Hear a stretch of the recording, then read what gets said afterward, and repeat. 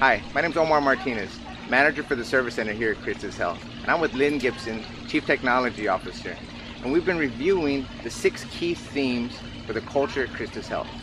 And we're excited to present this to you, and there will be ongoing messages for your review. Now today we're going to touch on the theme of accountability. Now Lynn, tell me what accountability means to you and how it applies to our environment. You know, Omar, I've been at CHRISTUS now a little over a year. And a few months ago, when I first heard Ernie talk about these, accountability was one of those things that really stood out as something that I think in our culture, we have to keep reinforcing. It's easy today when we start looking at what our roles are, what our positions are, especially with all the changes that have occurred. Accountability is easy to be something that you pass off to someone else, or it used to be that person's job who's no longer here. But the reality is we are the ones that are here today. We are the ones that are responsible for the actions. We're the ones responsible for the service. And it's our job to make sure those things happen. Accountability is not a point of fault or pointing blame. And I know too many times people say, you know, if I'm held accountable, I'm going to get blamed for everything. Well, that's not true. Accountability means that you stand up to do your job right, and if you have a problem, admit that you have a problem. We are all here as a team. We're all going to be here to support one another. And if we're going to develop, as part of the other words are in here about to have trust and to have fun, we're going to have that ability to be accountable, to establish that level. Establish the trust in how we work with one another. I want to make sure everyone understands that from an accountability point, I'm not going to expect you to be accountable for any role that I have. I'm not going to expect you to be accountable for any role that someone else in the organization has. But I do expect you to be accountable for your job and what the type of performance that you have in that job. If something is occurring in your environment today that you think's wrong, be accountable and speak up about it. If you find that something happened and it didn't happen the way it's supposed to, a mistake was made, be accountable, bring it to the appropriate people's attention, and let's help make things correct and let's make things better. Accountability is making sure that we end up providing the right services at the right time to the right people at the end of the day. We can't do it unless we hold ourselves accountable for the performances that we ourselves are doing. And that's the only way we're going to be successful going forward.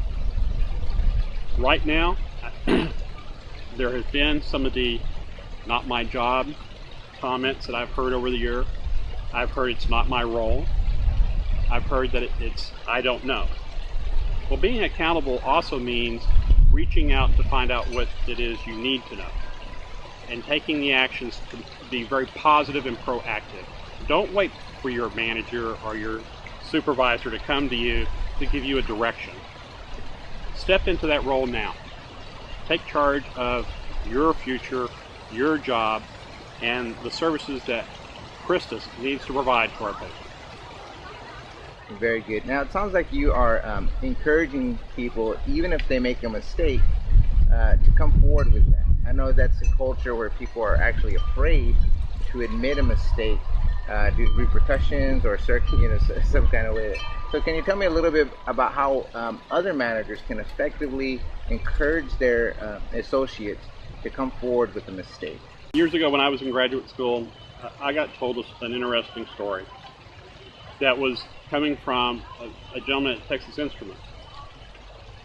He had been in charge of a program that at one particular point it failed drastically and cost Texas Instruments over $3 million. It was a mistake he made. He went back, he acknowledged the fact that he'd made a mistake to his supervisor, he brought it up forth that there was an issue, and then he sat back waiting for the ultimate shoe to drop. Days went by and he finally got a call to go not just to his supervisor's office but to the VP of his area. When he walked in to the VP's office, the VP started asking him questions about another activity that was going on. When it was over, He stood there waiting for the VP to start saying, "You're fired. You know, you're going to be written up. You're going to be whatever." At that point in time, instead, the VP looked up at him and said, "Is there something else you want to talk about?" And so he shared his anxiety at that point. The VP looked at him and said, "Why would I do that? I just spent $3 million training you. You mess up again, now we'll have that conversation." So, you know, that's an element there of telling the employee back, you have an opportunity to learn, and it's our job to make sure you have that opportunity to learn. Be accountable for the things that you do. It's our role to support you as leadership, and that's going to be something that going forward will build a stronger organization. It also sounds a lot like trust, which we'll be able to touch on here in the near Absolutely future. is. Very good. Lynn, thank you very much for your time, Thank you, sir. Omar. We Enjoyed appreciate it. you. Thank you. Thank you, everybody. We'll see you soon.